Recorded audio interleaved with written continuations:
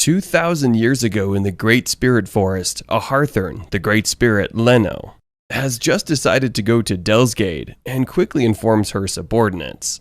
However, their conversation is cut short when a series of explosions rock the forest, signaling the arrival of someone. The powerful being shows himself to Leno and introduces himself as the Heavenly Father God, the Father of all gods, Nusgalia. He then informs Leno that he has decided to create a new child of God, and he has chosen Leno to birth it. However, Leno declines. Nusgalia explains that it was decided by a god, so she has no choice, but Leno doesn't want to let Nusgalia have his way. Leno magically summons giant vines and spears Nusgalia through his chest. However, Nusgalia nonchalantly laughs and exerts his control over the vines. The vines retract from Nusgalia's chest and wrap around Leno, rendering her immobile. With Leno unable to escape, Nusgalia then starts the process of placing the unborn child into Leno. But before he can lay a hand on her, the demon king of tyranny, Anos Voldigod, arrives and stabs Nusgalia from behind. Still unwavering, Nusgalia informs Anos the god has decided on his destruction as well. Nusgalia starts chanting, but his throat was suddenly slashed by Shin Regalia, Anos' right-hand man. After Nusgalia's physical form was defeated, Anos asks Leno what her decision is. Leno answers that she had decided to trust Anos and go to his castle, Delsgade. To prevent another attack, Leno assigns Shin Reglia to guard her, despite Leno's insistence she doesn't need any guards. After Anos leaves, Leno tells Shin that she doesn't need any guards. When Shin tries to kill himself for failing Anos' orders, Leno finally relents and allows Shin to guard her. They then start traveling to Delsgade together, with Leno along with Militia, the goddess of creation, and the hero Canon's help.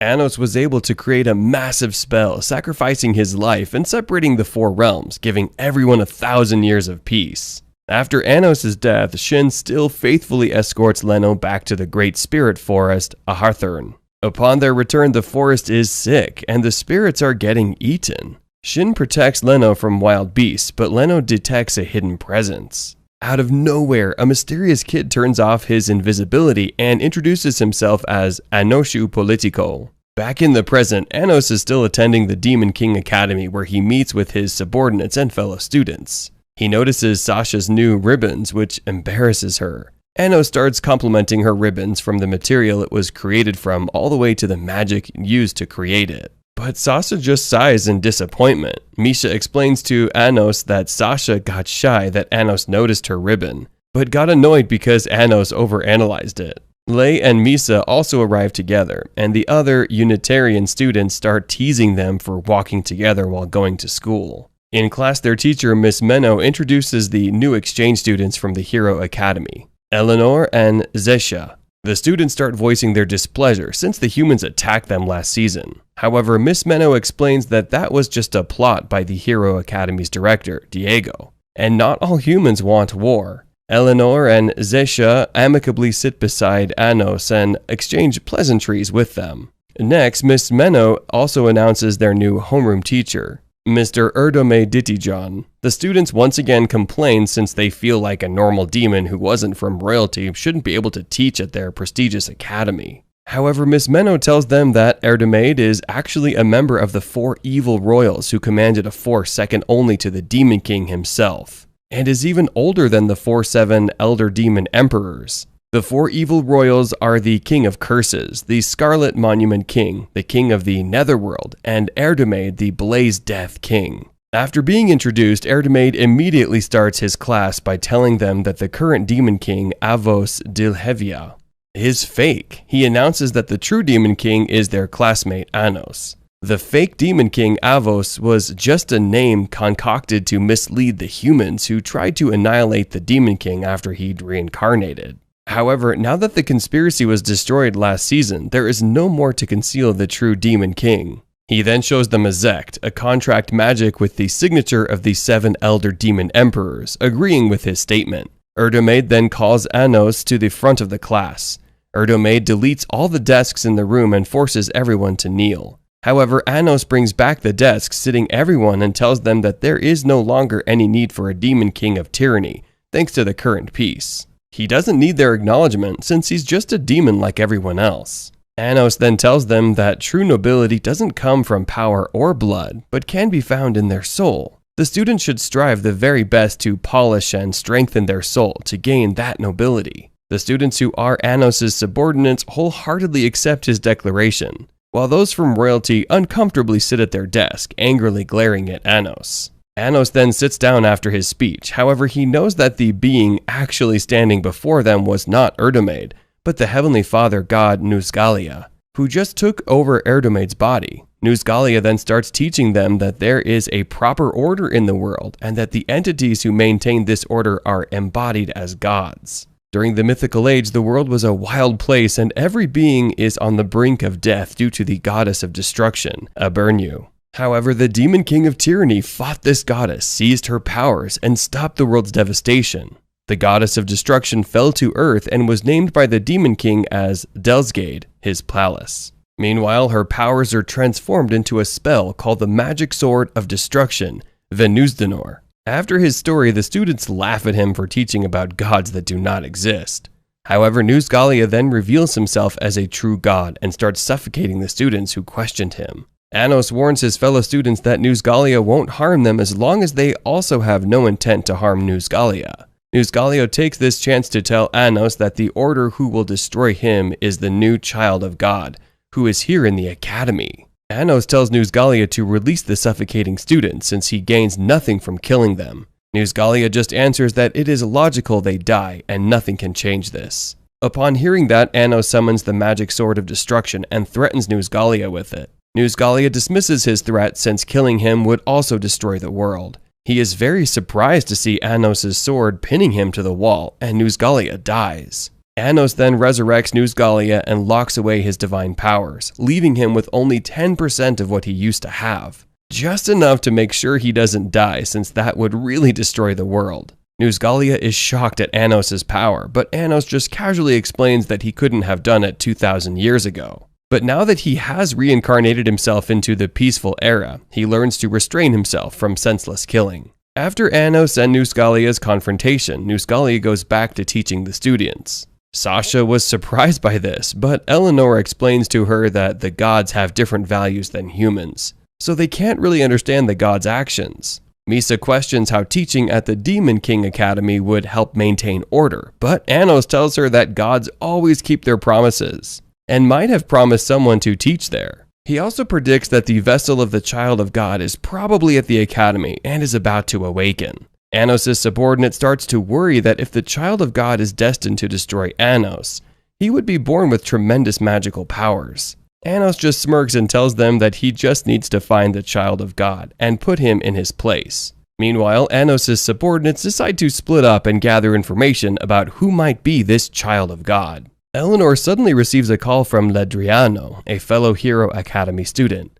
Ledriano's group has discovered a troublesome spell that might have been left behind by Jurga, the human king 2,000 years ago. Meanwhile, Lei and Misa failed to collect any information on who might be the child of God. Misa asks Lei if the child of God was involved 2,000 years ago, and Lei tells her that he is not sure, but he does know that Nusgalia is the god who helped Jurga transform his source into magic. Misa starts to worry that someone might get hurt again, but Lei promises not to let problems from the past interrupt the current peace. Misa smiles and also promises to help Lei protect his peace even if she might get hurt. More than the peace, Misa just wants to stay with Lei. The two share a tender kiss, but they get interrupted by a student watching them. The student introduces himself as Garad Azrema and tells them that he was sent by Misa's father. At another part of the academy, Anos tells the Unitarian students that there will be a ceremony for the second coming of the Demon King to spread the word across the demon realm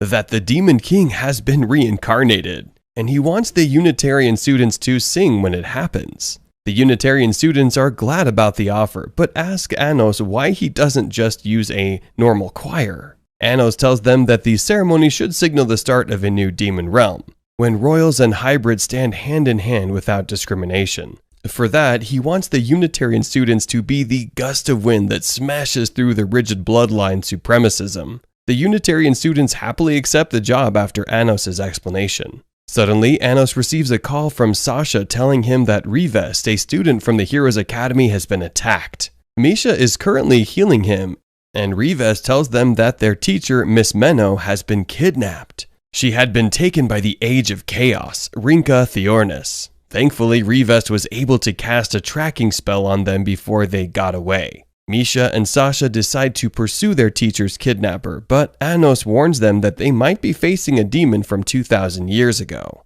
However, the sisters just confidently tell him that they have been trained by Anos himself, so they can take care of it. Anos then goes to visit Melhis, one of the 7 Elder Demon Emperor, but finds him bloodied. Another demon confronts Anos and introduces himself as the servant of Erdemade. He is Zeke Ozma, the Blaze Death King's military advisor.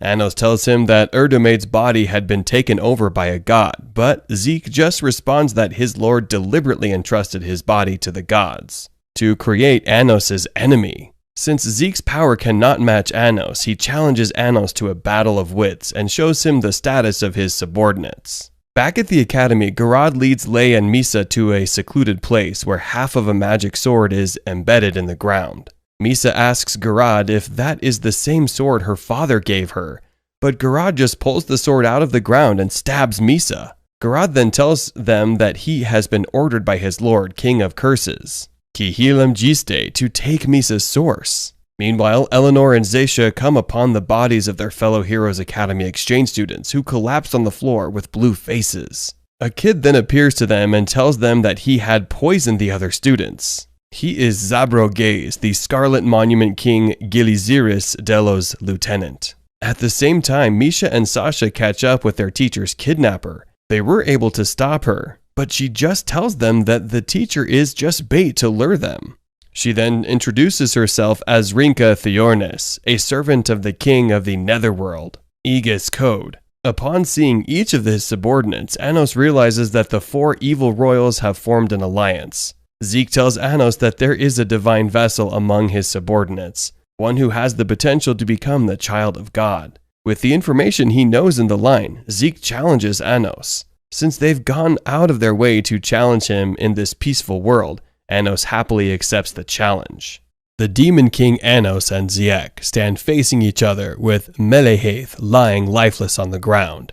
Seeing him in this state, Ziek informs the Demon King Anos about the fact that Melehaith was stopped 1 second after his death. However, he assures Anos that Melehaith can be revived as long as Anos maintains his state. This would cost him a huge part of his mana. Knowing that, Ziek asks to know if Anos is prepared to use such an amount of mana for this cause. Hearing him say all of this, Anos wonders if Ziek doesn't actually want him to wager his life instead. In reply, the annoyingly proud Ziek is undisturbed, as he believes he already has Anos where he wants him.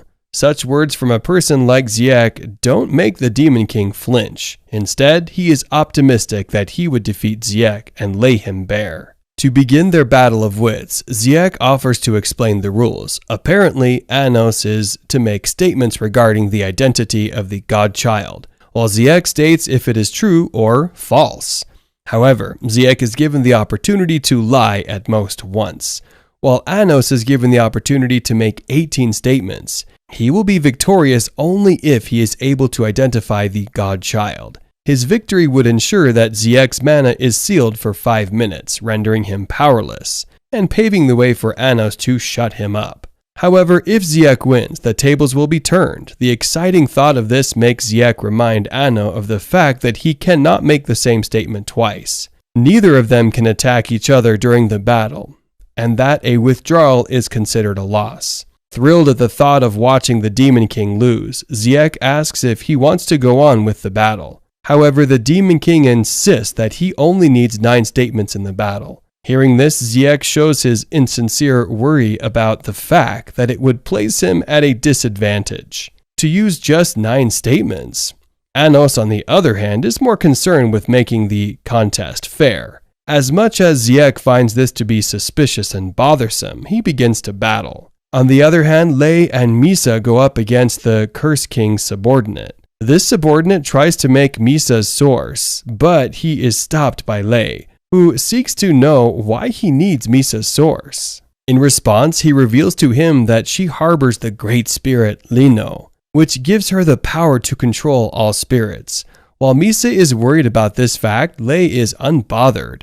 Instead, he is determined to make the village explain why he has half of the magic sword he wields. Meanwhile, Zeshia is occupied with fighting another one of the Cursed King's subordinates, when the latter casts a spell to hold them hostage. He is excited about it since he believes it is similar to Ask and Zila. Unfortunately, this seems to be a spell that Zeshia hates so much. Just then, she is informed about the fact that a god was involved in her creation. Even though it seems like she already knows this fact, she is told that it was done in order to create a vessel capable of harboring a god. While this intrigues him, he wishes for a chance to dissect her body, part by part.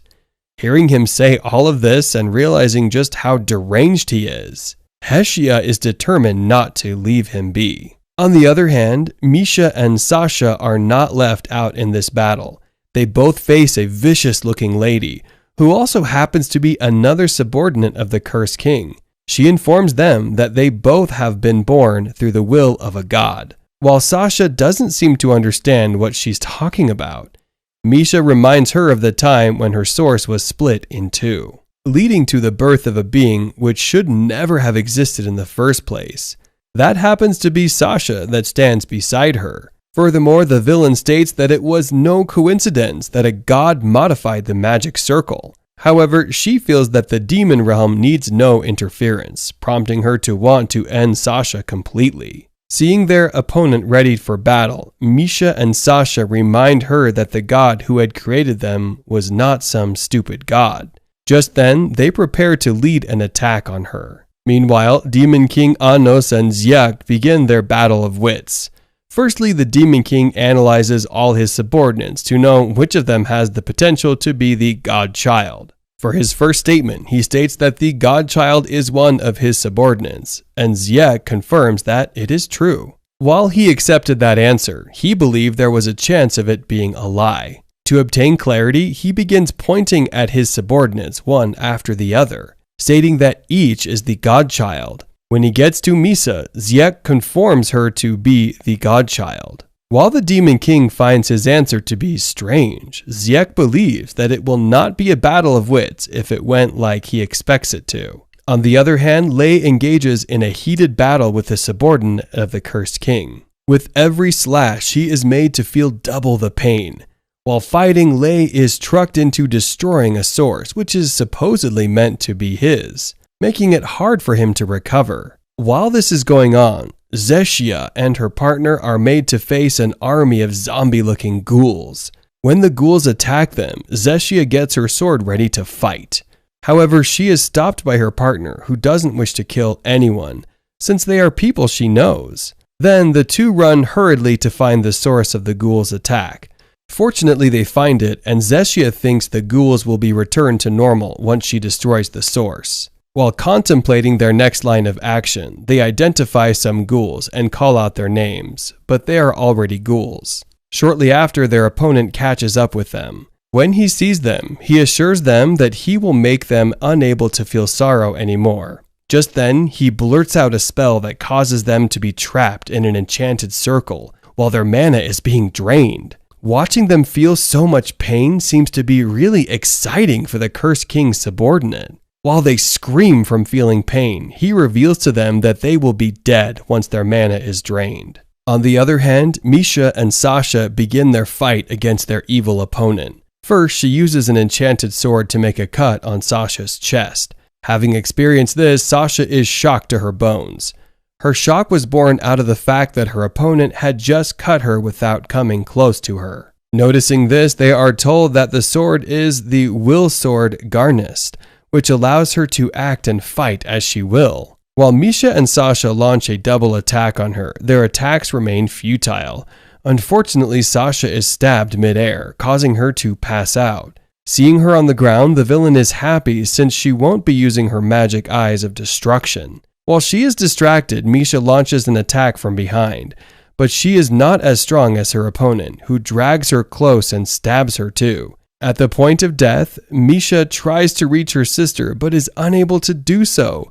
Witnessing this, their opponent is pleased that even at her death, she tries to reach her sister. On the bright side, Demon King Anos continues his battle of wits with Ziek, while he tries to figure out where Ziek has used his lie. With all the questions he asked him, he doesn't believe Ziek has said the truth about Misa being the godchild. To further clarify, he asks some other pretty straightforward questions, but each question seems to be getting him more confused than he already was. Paying close attention, he asks some other questions, but they do not lead him to the answer he seeks. At that moment, he realizes that Ziek has cheated by planting a false memory in his head. This has made it impossible for the Demon King to get the answer he seeks. Realizing that he has been found, Ziek has nothing to hide. Just then, he reveals to Anos that he had lost the moment he accepted to do the battle of wits. Furthermore, Ziek reminds him that he will lose if he withdraws from the battle, leaving him without his powers for 5 seconds. While he seeks to know what Anos will decide on, the latter wastes no time in withdrawing from the battle. This withdrawal gives Ziek a chance to strike at Anos, as he sends his men to charge at him. Surprisingly, in the space of 5 seconds, Anos wipes out his men.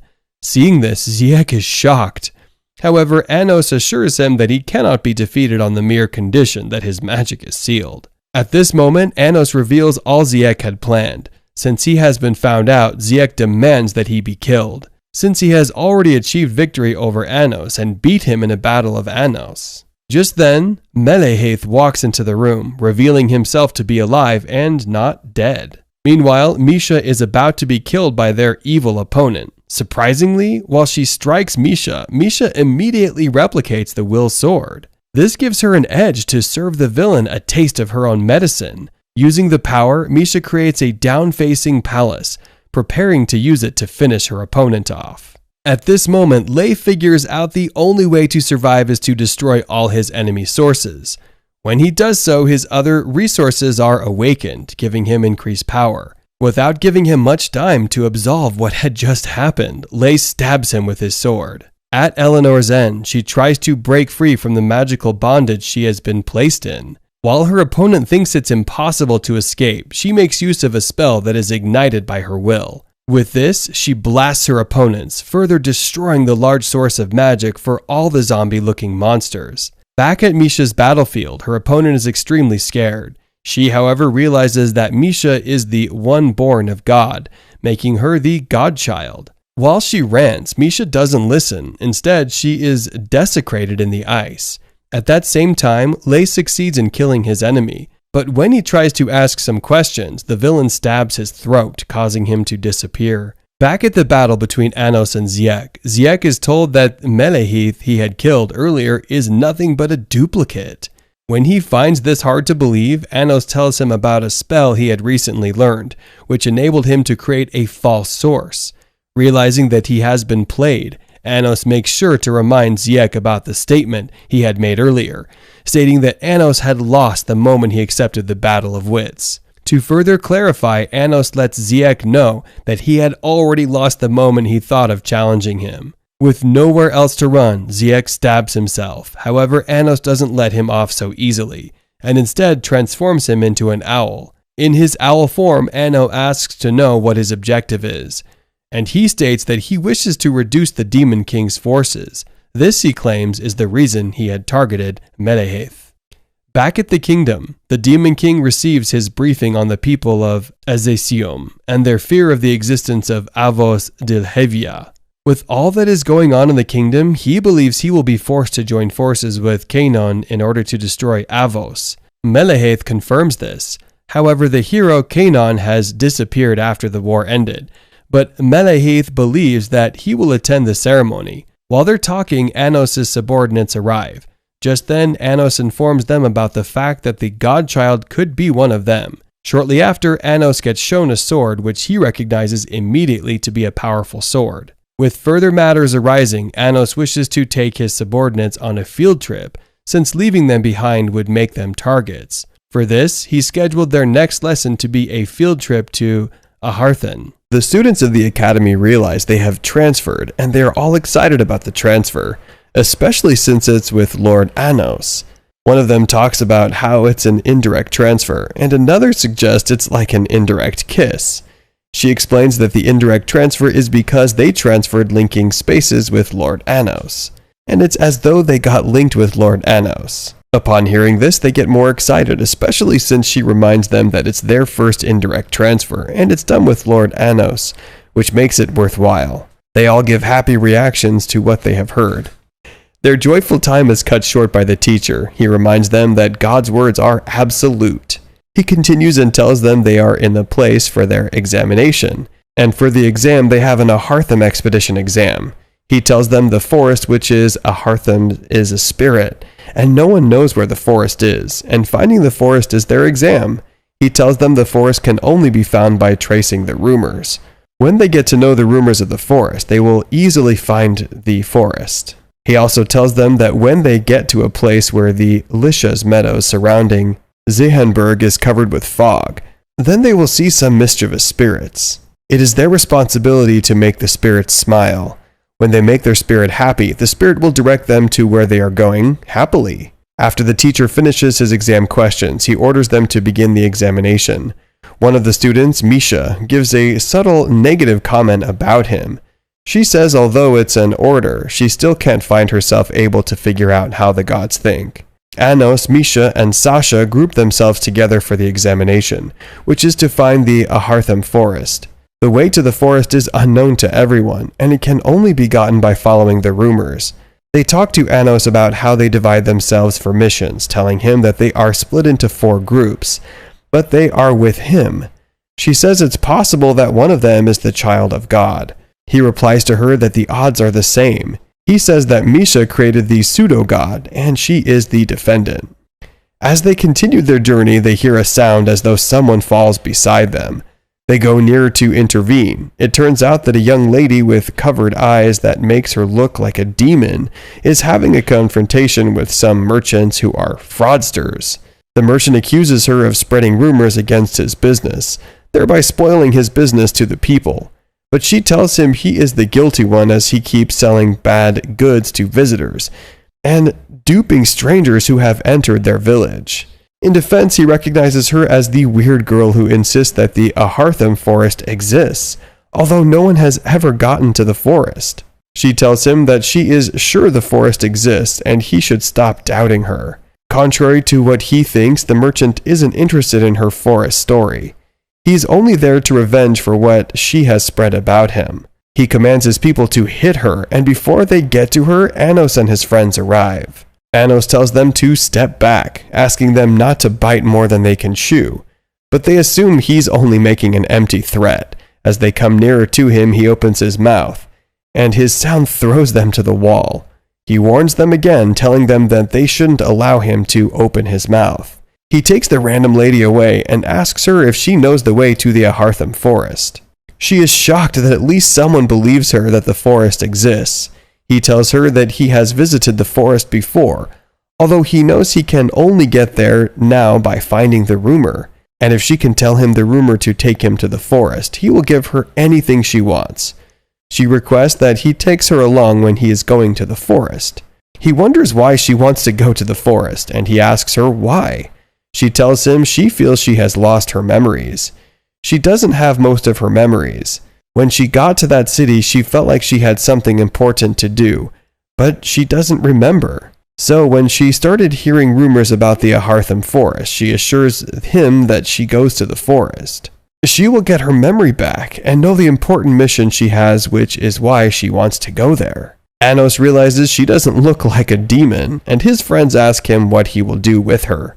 He tells them he's going to take her with him. She happily bows to him to appreciate him for offering to take her with him. He asks her for the information she has in return, and she tells him she is indeed a rumor monger and has gathered several rumors. He asks her if she knows about the mysterious fog that covers the Lisha meadows. She tells him she knows about it, and that the fog will only occur when there is an eclipse. Sasha and Misha wonder if that is possible, considering that a fog isn't something that is common in their city, but she tells them there is fog that should happen in 9 days, and should last about 5 minutes. Misha wonders if 5 minutes will be enough to make the spirit laugh. Anos tells Misha to inform Lei and the others about the rumor they have gathered. They ask her what they will do about the eclipse. But he dips his hands into the sun, chanting something. He carries the sun and takes it to the moon, thereby causing an eclipse. He tells them the sun is a minor thing for him to manipulate. As the rumor has said, the fog starts. He teleports them to the fog, and while looking at it, he asks the strange girl if she knows about the spirits. She tells him the spirits that should take them to the forest are TT, and they have to make TT laugh. Sasha asks the girl if she isn't scared of Anos's magic, and if she remembers her name. She tells her she isn't scared of it, as the magic feels familiar to her. She tells her she remembers her name to be Lena. She says the only way to make TT smile is by cutting edge. Sasha and Misha are cut within the thorns. Misha wonders if cutting edge is as easy as that, and Sasha tells her she has a plan. Sasha says she will say a joke, and Misha will correct her that the joke is wrong.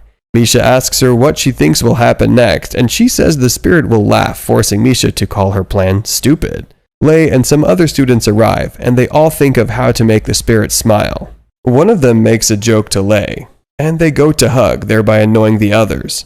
Another student, Zeshia, who has been taught to mimic, also tries mimicking, but it ends badly. The little students eventually arrive, and they all go to meet Anos.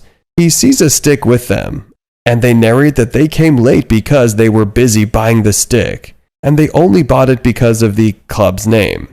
He asks them what the club's name is, and Ellen tells them it's the club of Anosu. Another of them comes to hit Ellen, telling her she would not mention the club of Anosu besides Anos. The hit makes the stick fall to Anos's hands, and he returns it to Ellen, who goes back to her colleagues telling them, "It worked, it worked." TT laughs and comes out with her colleagues laughing at the words Anoso and Anos. When she arrives, she feels Anos is familiar. She asks her other spirit, and they tell her Anos is the demon of tyranny, and they have met before. Anos welcomes her and asks her if she can take him to the forest. She accepts to take him there, and she flies, singing about the forest. When they arrive at the forest, Anos asks her if she knows a demon named Shinreglia. At first, she says she doesn't know any Shinreglia, but later she knows him as one of the demons that reigned about 2,000 years ago, and he is in the school. He tells Misha that he is a spirit based on rumors about memory. TT and her other birds fly behind Lena. One of them says she looks like Leno, and she calls the attention of the others who admit that she looks like Leno. She says that Leno is the mother of all spirits, although she died 2,000 years ago. Upon hearing Leno's name, one of the students, Misa, remembers an old memory of someone telling her Leno is her mother. TT also notices that Misa smells just like Leno. She goes to meet Misa, telling her she has the same scent as Leno, and Misa confesses that Leno is her mother. She asks TT if TT knows who her father is. But the demons fly away, telling her they can't mention who her father is, because the Spirit King has made it forbidden for them to say. They eventually get to the school. As they reach there, a spirit talks to Anos. Anos recognizes the spirit as Scarlet Monument King Gilly Cyrus, and says that Gilly Cyrus still has the shameless ability to talk to him after he has manipulated his subordinate. Gilly Cyrus remembers Anos' subordinate, that he had manipulated Zabro, and says that it wasn't his idea to do so, and that it was because he was ordered by his superior. He wonders who Gilly Cyrus' superior is, and Gilly Cyrus tells him he isn't the small spirit he left about 2,000 years ago. They ask the 4 evil royals, and TT tells them the royal with the horn, Kaihilim Geest, and the eye patch Eeg Code is around. Anos recognizes Eeg Code as the king of the Netherworld, and he confronts Eeg Code if Eeg Code is the one who is Gilly Cyrus' superior. Eeg Code replies to him that if it feels that way, it's because that's what the spirit wants him to feel. Suddenly, the school bell rings, and Lena knows the bell is introducing Enuian. She mentions his name immediately, and suddenly the door to the school closes. Enuian appears in the tree, and he welcomes them to the spirit school building. He tells them they are students, and they won't be allowed to leave the building until they pass their test. He also informs them the school is against violence, and he tells them about the punishment for violence. He tells them they will have trials, and it will be in the form of 3 tests. The last mark of the test is 80, and anyone who passes will do the spirit trial. After passing the trial, you will have the opportunity to meet the Supreme Spirit. Anos asks Enuyen if he and his group can take the 3 tests at once. Enuyen accepts, although he warns them that his test is always difficult. After Enuyen disappears, Gilly-Cyrus tells Anos that his group will fail the test. So Anos decides to place a bet with Gilly-Cyrus. He says his group will pass, and if they do, Gilly-Cyrus will tell him who his Supreme Lord is. And if they fail, he will give Gilly-Cyrus his source. Gilly-Cyrus has assumed they won't pass, so he accepts the deal. The students are paranoid. They wonder if they will pass, and Anos tells Lena that she is a spirit, and she has the knowledge of a spirit. She insists she doesn't remember her memory, and so he tries to use his powers for her. He does it, and it partly works. Although she doesn't remember all, and she hopes to make the Supreme Spirit help her when she gets to him. They go back to the book forest, where Anos takes all the books and reads them in split seconds. The others are worried that they can't read as fast as he does, and he tries to implant the book on some of them. He sees the Love Fairy Fran book, but finds a tore sheet in the book. He takes it to Lena, and figures the page has been torn since the test started. Enuyen tells them the test is from the book fairy Lilan. And when they start the test, Anos realizes the test has unfamiliar questions, and there is no way they could pass. Gilly-Cyrus mocks them, saying he should accept that he has lost the deal. He sees Anos walking around and reports to Enuyen that Anos is cheating. But Enuyen tells him Anos has submitted. He is shocked about this, and when Anos sees the question has most likely been changed by Gilly-Cyrus, he decides to use a skill he doesn't intend to use before. When the result is out, his team gets the perfect score. Gilly-Cyrus protests against the score, causing Enuyen to give him the scripts. He sees some wrong answers, but Enuyen says the answers are right to him, including the person who answers with, "I don't know." Anos reminds him that he has lost the bet and he should tell him his boss. He says his boss is the Supreme Spirit, and Anos asks to know if he had used the power of the Spirit to manipulate the test questions. But he insists that they can't prove that he manipulated the question. Enuyen eventually declares that they have all qualified for the spirit trial. The episode starts off in a classroom with a gigantic tree in the middle. A bunch of female students are chatting together. One of them mentions that she's glad they passed thanks to Lord Anos. If they pass the next trial, they will be able to meet the Spirit King. A man named Melehaith talks telepathically to a man who he addresses as King Anos. He informs the king that preparations for the second coming of the Demon King is complete, and that Melehaith intends to announce over magical broadcast that Avos to Helvia does not exist. King Anos replies that Melehaith did not show himself and have Elio deliver his message.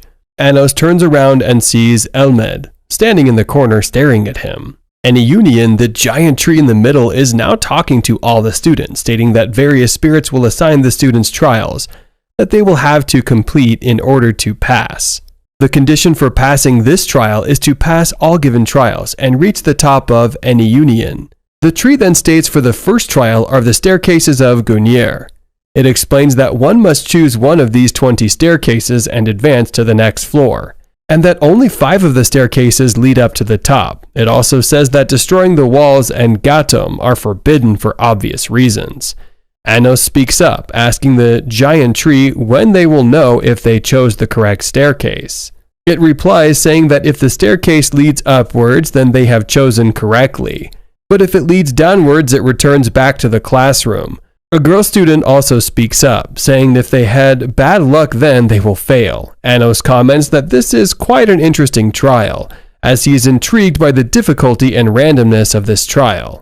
Gilly-Cyrus speaks up, pointing out that Anos' luck was always poor, and completing this trial will be pointless because of his bad luck.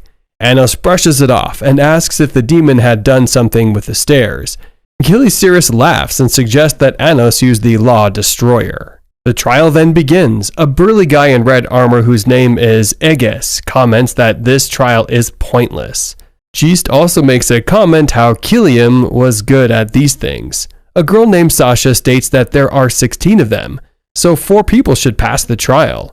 The 4 evil royals might pick the right door, but one of the commoner students should at least pick the right door or pass the trial.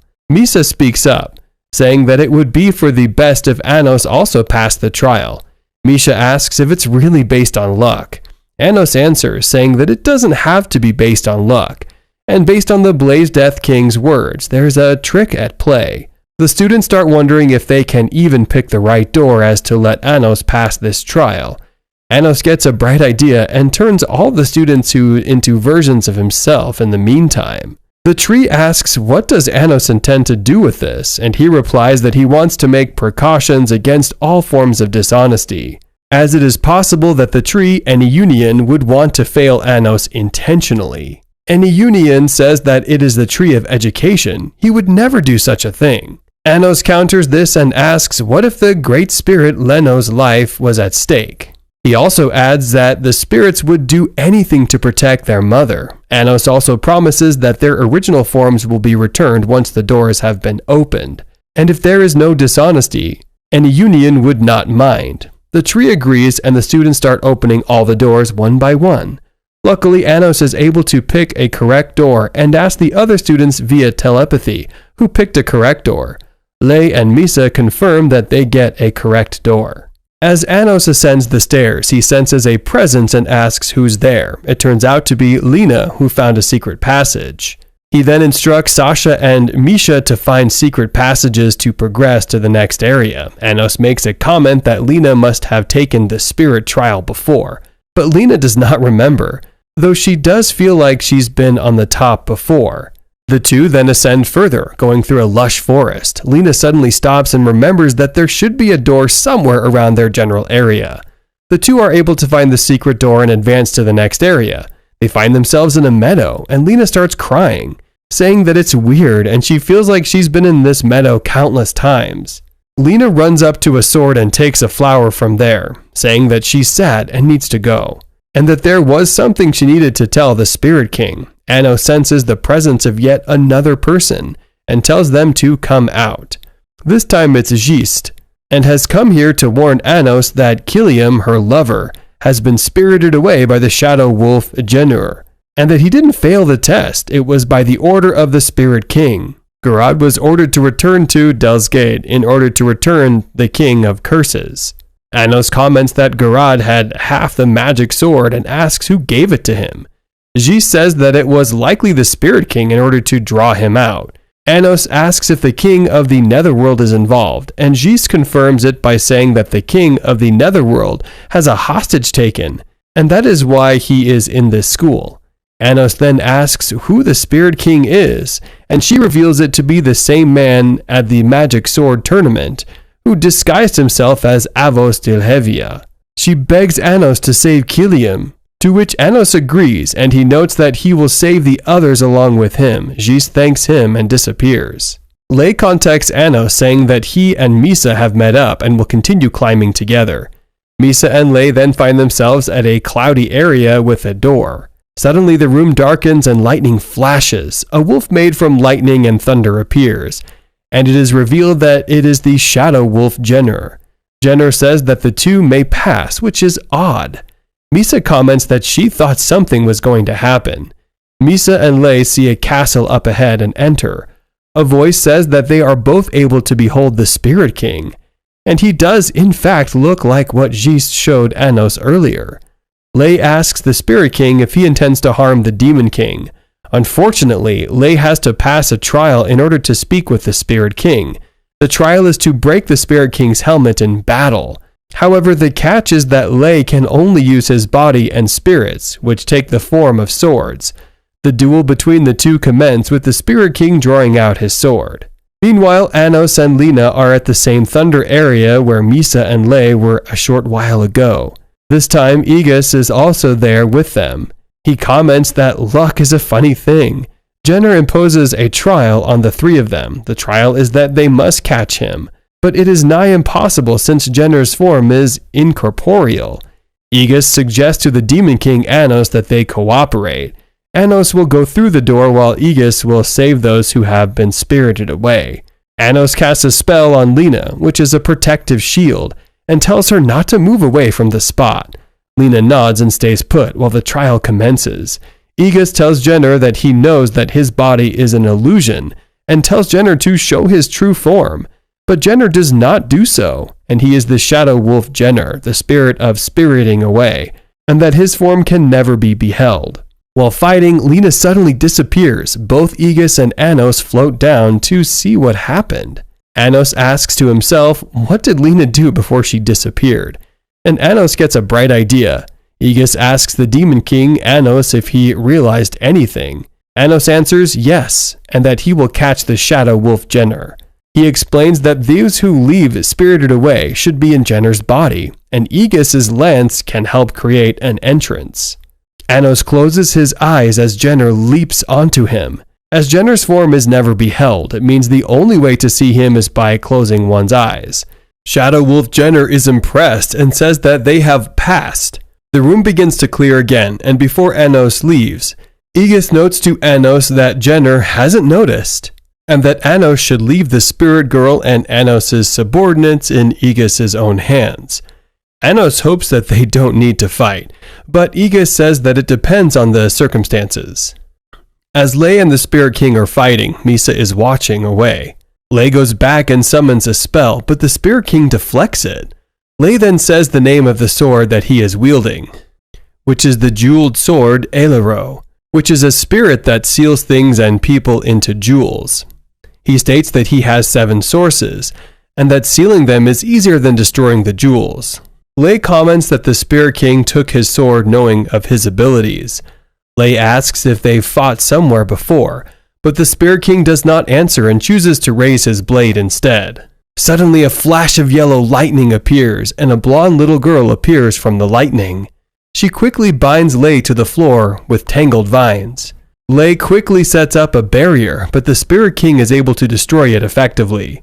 Before the Spirit King can land another blow on Lei, Misa intervenes with her magic, saying that she can participate because she is a half-spirit. She then transforms into her spirit form, which makes her hair longer and blue. Misa then casts Gigadael, which allows both her and Lei to have some time to breathe and recover. Luckily, this spell also cures Lei's wounds. Misa goes to Lei with his sword in hand and tells him to take it. Lei thanks her and asks Misa if that is her true form. Misa says it might be, but Lei asks if Misa is all right. Misa smiles and says that she can't be concerned about it at all if Lei is in trouble. The two have a sweet bonding moment together, with Lei saying that Misa is his sword, and that as long as she is watching over him, as long as she is fighting alongside him, he can never lose. The fighting continues on, but the Spirit King is able to break away at Lei's sword, cutting it in half. This confirms Lei's suspicion that the Spirit King knew who he was in the past. He assembles all of his mana into one and casts Theo-esque, defeating the Spirit King. The Spirit King finally speaks and shocks both Misa and Lei. The Spirit King binds Lei and goes after Misa, stabbing her. Meanwhile, Anos goes over to the other castle and meets Gilisiris sitting on a throne. He comments that he does not have time for Gilisiris. Gilisiris states that the trial is simple. It's a competition between the two, but Anos can only use the mana within the stones that he just conjured. Gilisiris says that it's a fair contest of magic technique. He conjures an ancient magic circle that was forgotten due to its difficulty. But after 2,000 years of researching, he was able to decipher it. The magic circle is a spell that magnifies mana to its limits. The battle between the two commence, and Anos tells Gilisiris that he will never be able to reach the bottom of the abyss with that kind of magic. Gilisiris mocks Anos, saying that he's a bad loser, and that Anos has only one stone to use remaining. Gilisiris is ecstatic and says that he means he has twice as much mana, and summons the spell Regnoavs. Gilisiris says that what he sees at the bottom of the abyss is a spell that allows control over infinite mana, and that he is now the closest to that bottom. He then unleashes it on Anos, causing the castle to fall and crumble. Gilisiris is cocky and tells the Demon King Anos the results of his test, which is a failure. However, Anos is still standing and tells Gilisiris that did he think that having twice as much mana could make up for the difference in their skills? As Anos unleashes an attack on Gilisiris, he asks Anos if he could possibly have acquired infinite mana. Anos answers no, since ancient magic was always the magic of the weak, because it focuses on efficiency, so it does not reach infinity but rather limits quickly, and finishes off Gilisiris. The episode ends off with Anos walking away from Gilisiris, saying that the abyss Gilisiris sought was a shallow pond that he surpassed 2,000 years ago.